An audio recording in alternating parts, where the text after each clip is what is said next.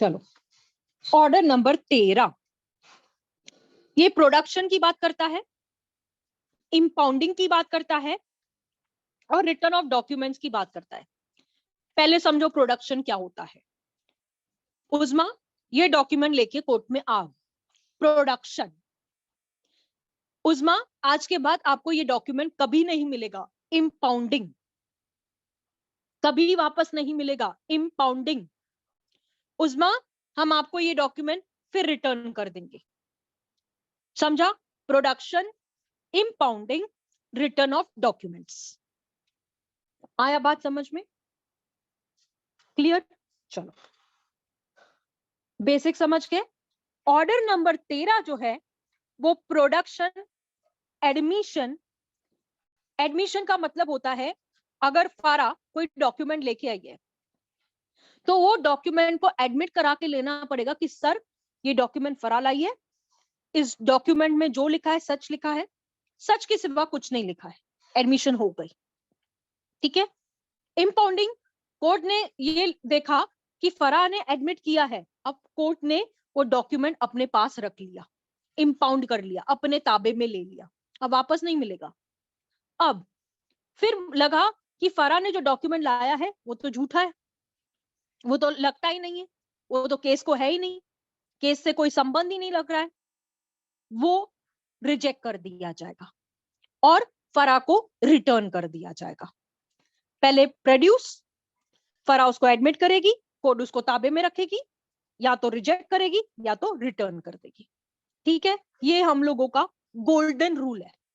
Order number 13। Rule number 1, original documents to be produced at or before the settlement of issues. फरा से कहा गया कि आप ओरिजिनल डॉक्यूमेंट लेके आए। ठीक है? फरा जेरोक्स डॉक्यूमेंट लेके गई थी जिसको अपन कॉपी कहते हैं, है ना? तो कोर्ट ने कहा कि इश्यूज को सेटल करने वाले हैं। इश्यूज सेटलमेंट से पहले की बात की जा रही है। इश्यूज सेटलमेंट का मतलब ये होता है कि कोर्ट आपसे पूछती है कि मैटर को सेटल करते हो क्या, मैं इश्यूज निकाल के खत्म करूं तुम्हारी बात, मैटर को सेटल करते हो क्या, यहीं का यहीं फिनिश करते हो क्या, नहीं तो इश्यूज निकालेंगे कि क्या वादी ने अपने केस में जो चीजें करनी चाहिए थी वो बरोबर से की है क्या। ये सारी की सारी चीजें कोर्ट अपने आंखों से, अपने कानों से, अपने पूरे जो हमारे 5 ये है आंख कान नाक, उससे पूरा समझेगी और उसके बाद डिसाइड करेगी। यहां रूल नंबर 1 ये कहता है कि जो ऑर्डर है इस कोर्ट में, वो कोर्ट क्या है, आपने फरा ने डॉक्यूमेंट लाया तो कोर्ट मजबूर हो जाएगी वो डॉक्यूमेंट को लेने के लिए। क्यों? क्योंकि कोर्ट ने फरा को बुलाया है डॉक्यूमेंट लेके। तो यहां पर क्या होगी, फर्स्ट हियरिंग होगी, केस की सुनवाई, केस स्टार्ट। तो इस रूल के अंदर या तो पार्टीज, ठीक है, या तो उसका प्लीडर वकील साहब प्रोड्यूस कर सकता है डॉक्यूमेंट को, यानी फारा खुद या फारा का कोई वकील वो प्रोड्यूस कर सकता है। कब? सेटलमेंट ऑफ इश्यू से पहले पहले पहले पहले, before before before before before. ठीक है? हाँ, जो भी डॉक्यूमेंट्री एविडेंसेस है, ठीक है, जो भी पेपर होते हैं, जो भी कागजात होते हैं वो डॉक्यूमेंट्री होते हैं, जो भी कागजात होते हैं। तो अगर आप ओरिजिनल नहीं ला पा रहे हो तो उसकी कॉपी लेके आओगे, जो किसके साथ फाइल करोगे, वाद पत्र के साथ में, और जो प्रतिवादी होगा वो अपने रिटर्न स्टेटमेंट के साथ में करेगा, वादी अपने वाद पत्र के साथ और प्रतिवादी अपने स्टेटमेंट के साथ में। ठीक है? तो कोर्ट क्या करेगी, उन डॉक्यूमेंट्स को रिसीव करेगी, लेगी अपने पास। ठीक है?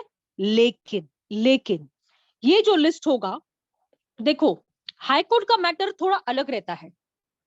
हाईकोर्ट में क्या होता है ना, अगर आप कोई भी डॉक्यूमेंट आपको डालना है तो उसके लिए आपको कहीं ना कहीं ऑर्डर लेना पड़ता है कोर्ट से। ठीक है? जिसको हम लोग कंपैलेशन ऑर्डर कहते हैं, ये हाईकोर्ट की भाषा है। ठीक है? तो इसमें जो भी documents shall apply to the documents, कौन से डॉक्यूमेंट्स? जो कि क्रॉस एग्जामिनेशन ऑफ विटनेस के लिए है। यानी आपने किसी विटनेस को बुलाया है, आपने एक डॉक्यूमेंट लाया है और आप कोर्ट से कह रहे हैं इस ये विटनेस है, इससे पूछो कि ये डॉक्यूमेंट जो है वो इसके जानकारी में है या नहीं है। ठीक है, तो हमको क्रॉस एग्जामिनेशन के लिए यूज होगा वो डॉक्यूमेंट। अब जो विटनेस लाया है वो थोड़ा ना डोके से कम है, दिमाग कम है उसको, वो बोलता है सर मेरे को पेपर दिखाओ ना, मैं पढ़ के बताऊंगा। तो उसको रिफ्रेश मेमोरी करने के लिए अपना, देखो क्या होता है ना, हम भूल जाते हैं। आज हमने सीपीसी इतनी बार पढ़ा, हम भूल जाते हैं, भूलते हैं ना। तो एक बार क्या बोलोगे, मैम रुको ना थोड़ा रिवाइज करके देता हूं मैं।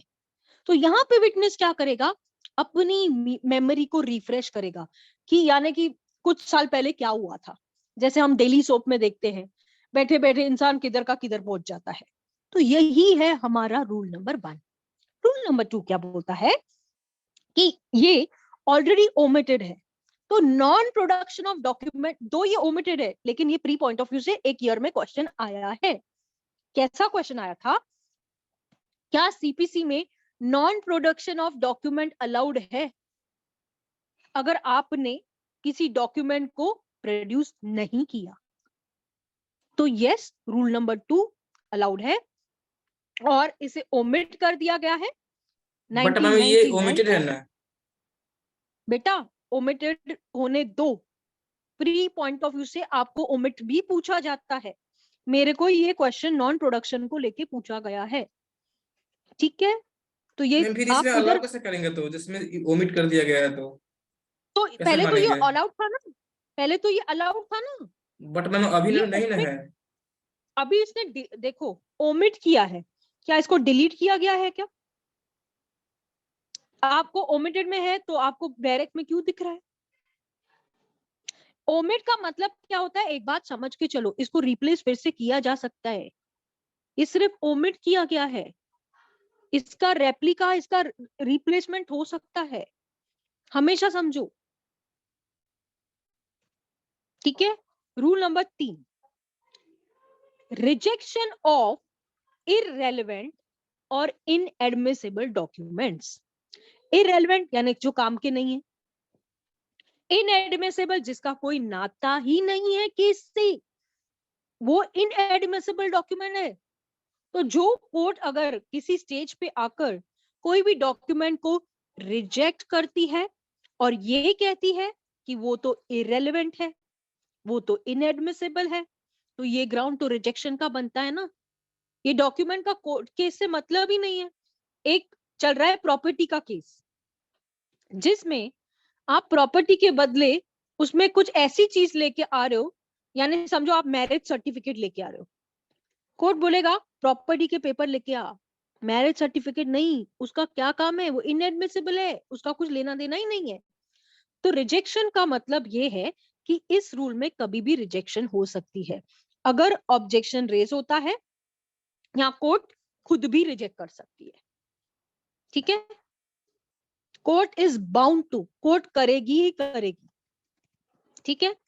अब रूल नंबर 4, इसको बहुत अच्छी तरह से समझना, ये वेरी वेरी वेरी इंपॉर्टेंट है, ध्यान से सुनो मैं क्या बोल रही हूँ। Endorsement on documents admissible in evidence. अब एंडोर्समेंट क्या होता है पहले तो ये समझो। आपके घर में पत्र आते हैं, पत्र, कोई पोस्ट से कोई लेटर आता है, लेटर, है ना, तो उसके ऊपर सिक्का रहता है, कुछ लिखा हुआ रहता है, आरपीडी से आया है, कुछ एंडोर्समेंट रहता है ना कि भाई ये पोस्ट कहाँ से आया है। मैं पूना बैठी हूँ, मैंने दिल्ली में आपको कुछ भेजा है, उसके ऊपर एंडोर्समेंट नहीं रहेगा। मैंने एक अपनी साइन करके कुछ भेजा है आपको कि ये 10,000 रुपए है, ये बिल है, ये विक्की के घर पे दे आना, ठीक है। अब सामने वाला विक्की को देख के आया है या नहीं दे के आया है, पोस्ट से विक्की के पास गया है नहीं गया है, उसका एंडोर्समेंट होना मुझे जरूरी है कि विक्की को मिला कि नहीं मिला, विक्की ने पैसा रिसीव किया कि नहीं किया, ठीक है।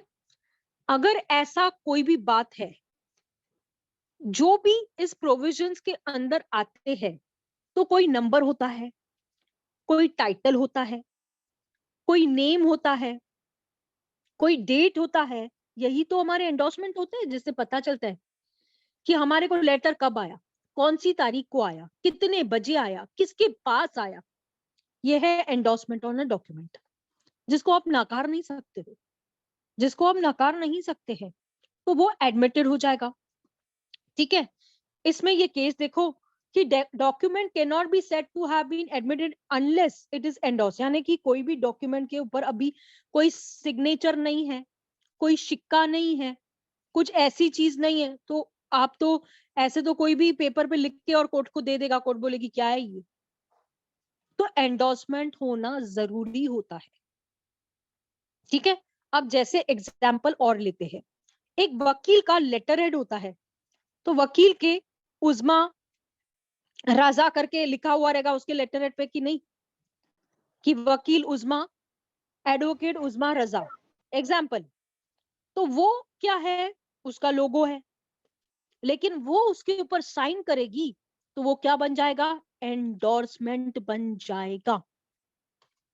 ठीक है, अभी समझो बुक्स ऑफ अकाउंट्स है, तो बुक्स ऑफ अकाउंट्स पे जो सीए रहता है, चार्टर्ड अकाउंटेंट, वो साइन करता है, तो वो माना जाएगा कि नहीं माना जाएगा, एडमिटेड माना जाएगा कि नहीं माना जाएगा, बिल्कुल माना जाएगा। ठीक है, rule number 5, endorsement on copies of admitted entries in the books of accounts. अब देखो, हम जो डेली का हिसाब किताब करते हैं, बनिया लोग देखे ना आपने, बनिए देखे आपने कैसे एक किताब में लेके हिसाब किताब करते हैं, आज कितना पैसा आया, आज किसको कितना देने का है ना, बुक्स ऑफ अकाउंट्स मेंटेन किया जाता है। तो यहाँ से पता चलता है हमको प्रॉफिट कितना हुआ है, लॉस कितना हुआ है। तो इस चीज के लिए क्या होता है, कोर्ट में अगर हम वो डॉक्यूमेंट लेके जाते हैं, वो जो बुक लेके जाते हैं, कोर्ट उसको मान के चलेगी, क्योंकि उसका रोज का हिसाब किताब उसमें लिखा पड़ा हुआ है ना। तो बैंकर्स बुक एविडेंस एक्ट के अकॉर्डिंग हमने एविडेंस में भी इसको पढ़ रखा है कि जो भी लेटर बुक होता है, जो भी शॉप बुक होता है, अगर आप उसकी कॉपी फर्निश करते हो कोर्ट में, क्यों, क्योंकि वो पब्लिक रिकॉर्ड बन जाएगी। और किसी देखो, कहीं ना कहीं हिसाब किताब मैं करोड़ों में कमा रही हूँ और कोर्ट में दिखाऊंगी करोड़ों में कमा रही हूँ मैं, लेकिन कहीं ना कहीं इनकम टैक्स वाले तो मेरे घर पे आके बैठ जाएंगे कि मैडम करोड़ों में कमा रही है। तो इस चीजों का ध्यान में रखते हुए कोर्ट क्या करती है, एंडोर्समेंट चेक करती है, बुक ऑफ अकाउंट्स देखेगी, क्या है एंट्रीज देखेगी, और उसके अकॉर्डिंग इसको हम लोग पढ़ेंगे। ऑर्डर नंबर हमने ऑलरेडी पढ़ा है, 7 पढ़ा रखा है ना। तो यहाँ पर बुक्स ऑफ अकाउंट्स को लेकर अगर कोर्ट को लगता है तो आपको वो रिटर्न करेगी, और जो बुक रहेगा उसकी कॉपी अपने पास रिटेन करेगी, अपने पास रखेगी। ठीक है,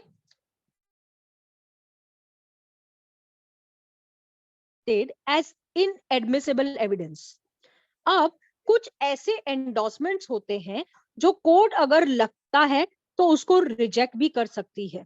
ठीक है, और ऐसा कोई डॉक्यूमेंट जो कि एविडेंस है, ऐसा कोई डॉक्यूमेंट जो एविडेंस है और कोई भी पार्टी कंसीडर करती है कि वो तो इनएडमिसिबल है, वो एविडेंस पे लेना ही नहीं चाहिए, तो उस एंडोर्समेंट को या उस पर्टिकुलर्स को, हमने एबीसी देखा रूल 4 में, तो इस स्टेटमेंट को क्या किया जाएगा, कोर्ट रिजेक्ट करेगी और अपना साइन करेगी कि ये डॉक्यूमेंट इनएडमिसिबल है, हेंस रिजेक्टेड। यानी कोर्ट क्या करेगी, अपना साइन करेगी।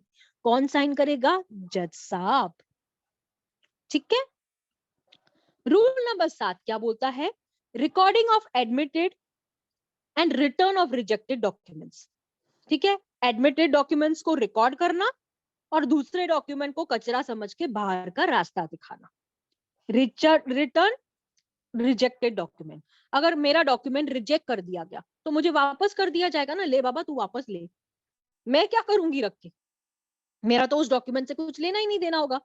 अगर वो डॉक्यूमेंट को मैंने रिकॉर्ड किया है, मतलब मैंने एडमिट किया है, तो जो भी डॉक्यूमेंट होता है उसको एविडेंस में लेके, जहां पर सब्स्टिट्यूट करना पड़ता है कि डॉक्यूमेंट्स जो एडमिटेड नहीं है वो क्या किए जाएंगे, उस पर्सन को रिटर्न किए जाएंगे जो पर्सन कोर्ट में वो डॉक्यूमेंट लाया है। ठीक है। रूल नंबर 8 बोलता है कोर्ट में order any document to be impounded. अब कोर्ट को कहीं ना कहीं से एक बदबू आई है ये सोच के कि तुम इसमें कुछ ना कुछ गलत करने वाले हो, ठीक है। कोर्ट का नाक तेज है, तो कोर्ट क्या करेगी, उस डॉक्यूमेंट को अपने ताबे में रख देगी, अपने कस्टडी में रख देगी, और आज के बाद वो डॉक्यूमेंट फिर ना आपको वापस मिलेगा। क्यों? डॉक्यूमेंट इंपाउंड हो गया, कोर्ट के कस्टडी में चले गया। अब कोर्ट चाहे तो वापस करे, ना चाहे तो भूल जाओ।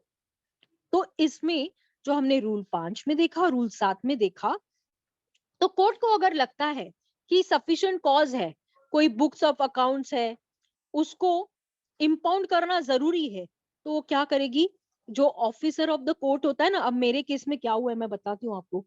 मेरा एक केस है जिसमें एक डोंगी बाबा है, ठीक है, उसका एक केस चल रहा है।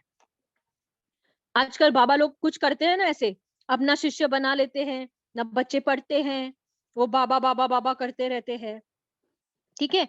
उस केस में मैंने सीडी लगाई थी, ठीक है, और सीडी कोर्ट ने इंपाउंड कर ली, अपने ताबे में ले ली। अब वो CD CD means ma'am court से किस मिसिंग किस है। डायरी? हाँ, किस डायरी? केस डायरी नहीं, केस डायरी नहीं, सीडी सीडी सीडी। पहले के जमाने में सीडी चलती थी, मालूम है क्या, वो गाने वो छैया सीडी। छैया गाना चलता था सीडी में। हाँ, सीडी सीडी। मैम हमको लगा किस डायरी। नहीं नहीं, केस डायरी अलग होती है जो आयो मेंटेन करता है, वो बात यस नहीं है मैम। यहाँ पे। तो यहाँ पे एविडेंस में वो मिसिंग है। अब मैंने, कोर्ट ने तो मेरे से डॉक्यूमेंट ले लिया था, कोर्ट के ऑफिसर की कस्टडी में है। अब जवाब कौन देगा? कोर्ट का ऑफिसर जवाब देगा। क्यों? मैंने तो कोर्ट के ताबे में दिया था, कोर्ट ने अपने ताबे में ले लिया था। कोर्ट ने क्या किया? अपने ऑफिसर को दिया, ऑफिसर ने क्या किया? अपने कस्टडी में रखा। अगर मेरी सीडी गुम हो गई तो ऑफिसर जवाबदार है। लेकिन अभी मैं क्या करूं? ठीक है। रूल नंबर 9, मैम बट आप सीडी की आपके रिटर्न। पास कॉपी होगा ना? नहीं है मेरे पास कॉपी वॉपी, कुछ भी नहीं, बट सब तो रखता है कुछ भी कॉपी। नहीं है, नहीं है मेरे पास कॉपी अभी। मैं क्यों मरूं? कोर्ट ऑफिसर जाके मरे ना, मैं क्यों मरूं? मेरे पास कॉपी होगी, मैं क्यों दूं? मैंने तो दिया था ना, तुमने गुम किया, अब तुम देखो, है ना। Rule number 9, I am sorry, rule number 9, return of admitted documents. एक बार कोर्ट ने उस डॉक्यूमेंट को एडमिट कर लिया, एडमिट करने के बाद कोर्ट को हमने एप्लीकेशन लगा दी कि सर मेरे डॉक्यूमेंट्स एडमिटेड है, उस डॉक्यूमेंट को नंबर भी पढ़ चुके हैं, आप मुझे वो डॉक्यूमेंट रिटर्न कर दिए जाए। तो हम रीजन दिखाते हैं, एग्जाम्पल के तौर पे लेती हूँ। उजमा, सुनो उजमा, उजमा एक नेगोशिएबल इंस्ट्रूमेंट एक्ट का केस चल रहा है, ठीक है, 138 का केस, ठीक है। कंचन समझ आ रहा है बच्चे? Yes ma'am. हाँ, एक 138 का केस चल रहा है, ठीक है। मैम चेक और बाउंस का। उजमा चेक बाउंस का, और उसके साथ में मैंने ऑर्डर 37 का सूट लगाया है कि मुझे रिकवरी का भी चाहिए। उसमें तो सजा मिलेगी, पैसा तो मिलेगा नहीं, लेकिन इसमें पैसा विद इंटरेस्ट मिलेगा। अब 138 के केस में मैंने सारे डॉक्यूमेंट्स लगा दिए, चेक लगाया, मेमो लगाया, बैंक की रिसिप्ट लगाई, बैंक मैनेजर का सब लगाया, सब कुछ ओरिजिनल डॉक्यूमेंट्स 138 के केस में लगा दिए। अब ऑर्डर 37 में मुझे वो कोर्ट ने बोला डॉक्यूमेंट दिखा, मैं कैसे तेरे पर भरोसा करूं भाई? तो मैंने कोर्ट से अर्जी लगाई कि सर मुझे आप डॉक्यूमेंट्स रिटर्न कर दें। जज साहब ने पूछा क्यों भाई, हम क्यों रिटर्न करें? तो हमने जज साहब से कहा कि सर मैंने ऑर्डर 37 भी केस किया है, समरी सूट रिकवरी का, उसमें कोर्ट जज साहब ने मुझे डॉक्यूमेंट्स मंगवाए हैं। तो उसके ऊपर जज साहब ने क्या किया, मुझे वो सारे ओरिजिनल्स रिटर्न कर दिए। क्यों? क्योंकि वो एडमिट हो चुके थे केस के अंदर, केस जजमेंट पे आ चुका था, केस की हियरिंग होने वाली थी। तो मुझे क्या कर दिया गया, वो सारे के सारे डॉक्यूमेंट्स वापस कर दिए गए। अब दूसरी चीज, ये एक एक्सपेक्ट दिखाया, एक चीज बताई मैंने, दूसरा समझो, दूसरा समझो। जहां पर कोई पार्टी है, अगर वो इंपाउंड नहीं हुआ है, ठीक है, इंपाउंड नहीं हुआ था, मैंने तो अपने केस में ओरिजिनल डॉक्यूमेंट्स लगाए थे, ठीक है। Where the suit is one in which appeal is allowed, when the court is satisfied कि जो अपील फाइल की गई थी वो तो टाइम खत्म हो गया था, ठीक है, अपील डिस्पोज ऑफ हो गई, क्या हो गई, अपील खारिज हो गई। अपील पहले अलाउड हो गई, फिर उसके बाद टाइम जो दिया गया था उसमें हमारा टाइम लैप्स हो गया, उसके बाद हमने आगे कोई प्रेफर ही नहीं की अपील, तो क्या हुआ, वो अपील क्या हो गई, डिस्पोज ऑफ हो गई। तो यहाँ पर जो भी डॉक्यूमेंट्स रिटर्न किए जाते हैं तो उस चीज का कोर्ट अपने पास रिकॉर्ड रखती है कि मैंने फारा को ये सारे डॉक्यूमेंट्स रिटर्न किए हैं। क्योंकि कल को जैसे मैंने सीडी का इंजाम लगा दिया ना, मेरी सीडी किधर गई, मेरी सीडी तो दे, आ रही है समझ में बात, मेरी सीडी कहाँ गई।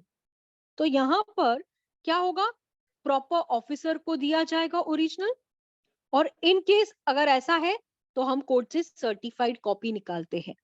सर्टिफाइड कॉपी पे कोर्ट का सील, कोर्ट का स्टैम्प, कोर्ट का सिग्नेचर होता है, ठीक है। होती वो जेरोक्स है लेकिन ठप्पा रहता है, ठीक है। तो कोई भी पर्सन ओरिजिनल कॉपी की बात करे तो वो प्रोड्यूस कर सकता है और उसके बाद में उसको रिटर्न भी किया जाएगा। एक बार एविडेंस में एडमिट हो गया, उस पर्सन को जरूरी है तो रिटर्न भी किया जाएगा। रूल नंबर 10 बोलता है कोर्ट में send for papers from its own record and from other court. अभी देखो रिवीजन का केस होता है, एग्जाम्पल के तौर पे लेती हूँ, रिवीजन फाइल करते हैं ना तो आरएनपी कॉल होता है। इसका मतलब क्या होता है पता है, ट्रायल में केस चला है, ट्रायल ने पूरा केस सत्यानाश कर दिया है, हम ऊपर वाले को बोलते हैं सर ये देखो ना ऐसा हो गया है, तो कोर्ट क्या करेगा, नीचे का जो मटेरियल है ना अपने पास ऊपर बुलाएगा और वाला चेक करेगा। तो उसके लिए क्या करेगा, कॉल करेगा, पेपर्स को बुलवाएगा, देखेगा। तो कौन कौन से पेपर्स को बुलवाएगा, वो नीचे वाले कोर्ट से ऊपर वाले कोर्ट ने सारे पेपर्स को देखना है कि क्या हुआ है। तो इस चीज को लेकर कोर्ट अपने मोशन में अपने हिसाब से कोई भी चीजों को रिकॉर्ड करती है, सूट होने दीजिए, केस होने दीजिए। जब कोई एप्लीकेशन लगाता है और सपोर्टिंग एफिडेविट लगाता है कि सर ये तो डिले हो रहा है, ये तो अनऑथेंटिकेटेड कॉपी है, ये तो जेन्युइन कॉपी है ही नहीं, ये तो जस्टिस के साथ खिलवाड़ हुआ जा रहा है, तो इस कोर्ट के अंदर जो भी डॉक्यूमेंट कोर्ट को लगता है इनएडमिसिबल है तुरंत उस डॉक्यूमेंट को दे दिया जाएगा, ठीक है। क्रिमिनल प्रोसीडिंग्स मैंने हमेशा कहा है कि एक सेटल प्रिंसिपल ऑफ लॉ है, उज्मा है या नहीं आई डोंट नो, उज्मा यहाँ पे देखना चाहिए कि ये मैंने हमेशा क्या है कि क्रिमिनल सिविल के ऊपर नहीं लेकिन सिविल क्रिमिनल के ऊपर भारी पड़ जाता है। कहा है मैंने विक्की, बहुत बार मैंने एक चीज कही है। यस मैम, उज्मा नहीं है आपको अगर उस्मा नहीं है, हाँ कोई बात नहीं, लेकिन समझा ये बात कि सिविल केस, क्रिमिनल केस तो आपको सजा दे के छोड़ेगा, सिविल केस तो ऐसा है कि तुम्हारा घर भी बिकवा देगा, तुम्हारा घर भी बिकवा देगा, तुम सीरियसली समझो इस बात को। तो सिविल केस बहुत हैवी रहता है rather than criminal. Rule number 11 बोलता है provision as to document applied to material object. अब इस प्रोविजन के अंदर जो भी मटेरियल ऑब्जेक्ट्स होते हैं, जैसे मैंने सीडी बता दिया आपको मटेरियल है, पेन ड्राइव मटेरियल है, कुछ ऐसा समझो कि आजकल जो भी इंटरनेट को लेकर जो भी रहता है मटेरियल है, तो ये मटेरियल ऑब्जेक्ट्स पे भी अप्लाई करता है, सिर्फ पेपर पे नहीं, सिर्फ कागजात पे नहीं, लेकिन पेन ड्राइव बोलो या फिर आप जो भी चीज इसमें बोलना चाहो वो सारे के सारे चीज एप्लीकेबल होते हैं। समझ में आया ऑर्डर 13, क्लियर हुआ पूरा ऑर्डर 13? कुछ भी डिफिकल्टी हो ये नोट्स में अभी प्रोवाइड कर दूंगी, ठीक है। तो आज एक ही लेक्चर करें क्योंकि उस्मा की तबीयत भी ठीक नहीं है ना, ऐसे नहीं फिर बेचारी का रह जाए।